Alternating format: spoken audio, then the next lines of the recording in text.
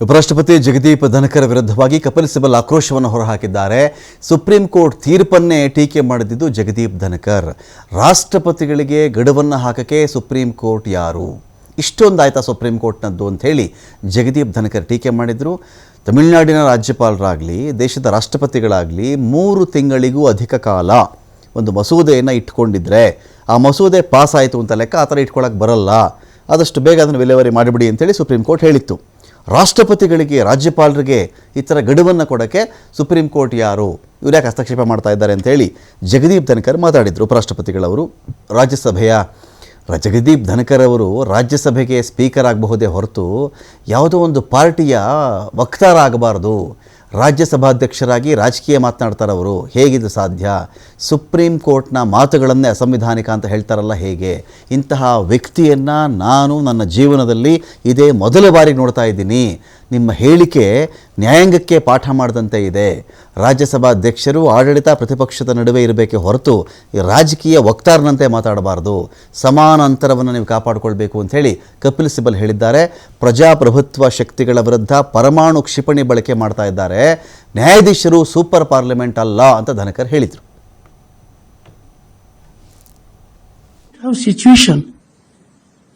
Where you direct President of India? On what basis? The only right you have under the Constitution is to interpret the Constitution under Article 145(3). There it has to be 5 judges or more. Boys and girls, when Article 145(3) was there, the number of judges in the Supreme Court was 8. 5 out of 8. मैं समझता हूं उचित नहीं है, मैं उनका बड़ा आदर करता हूं, लेकिन आपने कह दिया कि article 142 is nuclear fissile material, nuclear missile. ये कैसे कह सकते हैं आप? आपको मालूम है कि आर्टिकल 142 के द्वारा सुप्रीम कोर्ट को संविधान ने यह हक दिया है। ये किसी सरकार ने हक नहीं दिया, संविधान ने हक दिया है to do complete justice. व्यक्तिगत अनुसार कुछ नहीं करती। President acts on the aid and advice of the council of ministers. वो बात सरकार, केंद्र सरकार पे जाती है, केंद्र सरकार के काउंसिल ऑफ मिनिस्टर्स पे जाती है। वो एडवाइस करते हैं प्रेसिडेंट को कि क्या करना है। ಹಾಗಾದರೆ ಸುಪ್ರೀಂ ಕೋರ್ಟ್ಗೆ ಈ ಥರ ಮಾತಾಡಕ್ಕೆ ಬರಲ್ವಾ ರಾಷ್ಟ್ರಪತಿಗಳ ವಿಚಾರದಲ್ಲಿ? ಸುಪ್ರೀಂ ಕೋರ್ಟ್ ಏನೇ ಹೇಳಿದ್ರು ಕೂಡ ವಿಧಿ 142 ಪ್ರಕಾರ ಅದು ಮಾತಾಡುತ್ತೆ.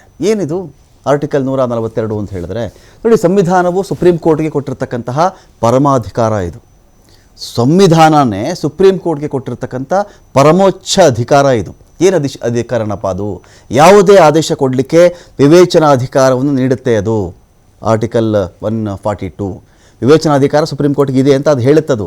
ವಿವಾದವನ್ನು ಸಮಗ್ರವಾಗಿ ಬಗೆಹರಿಸೋದಕ್ಕೆ ಅವಕಾಶ ಕೊಡುತ್ತೆ. ಅದು ಅಸ್ತಿತ್ವದಲ್ಲಿರುವ ಕಾನೂನನ್ನೇ ಅತಿಕ್ರಮಿಸಲು ಈ 142ನೇ ವಿಧಿ ಪ್ರಕಾರ ಬಂದರೆ ಅವಕಾಶ ಇರುತ್ತೆ. ಏನೋ ಒಂದು ಲಾ ಮಾಡಿದ್ದಾರೆ, ಹಾಗೆ ಮಾಡಿದ್ದಾರೆ, ಹೀಗೆ ಮಾಡಿದ್ದಾರೆ ಅಂದರೆ ಆರ್ಟಿಕಲ್ 142 ಪ್ರಕಾರ ಹೋದರೆ ಯಾವುದನ್ನು ಬೇಕಾದರೂ ಓವರ್ಟೇಕ್ ಮಾಡಿಕೊಂಡು ಸುಪ್ರೀಂ ಕೋರ್ಟ್ ಬರಬಹುದು. ಇದರ ಡೈರೆಕ್ಷನ್ಸ್ ಕೊಡಲಿಕ್ಕೆ, ನಿರ್ದೇಶನ ನೀಡಲು, ತೀರ್ಪು ಜಾರಿಗೊಳಿಸಲು ನ್ಯಾಯಾಂಗ ನಿಂದನೆ ಯಾರಾದರೂ ಮಾಡಿದ್ರೆ ಶಿಕ್ಷೆ ಮಾಡೋಕ್ಕೆ ಕೂಡ ಆರ್ಟಿಕಲ್ 142 ಬಳಸಬಹುದು. ಅಂಥದ್ರಲ್ಲಿ ಜಗದೀಪ್ ಧನಕರ್ ಅವರು ಈ ಥರ ಸುಪ್ರೀಂ ಕೋರ್ಟ್ಗೆ ಹೇಳುವಂಥದ್ದೇನಿತ್ತು ಅಂಥೇಳಿ ಕಪಿಲ್ ಸಿಬಲ್ ವಾದದ ಸಾರಾಂಶ.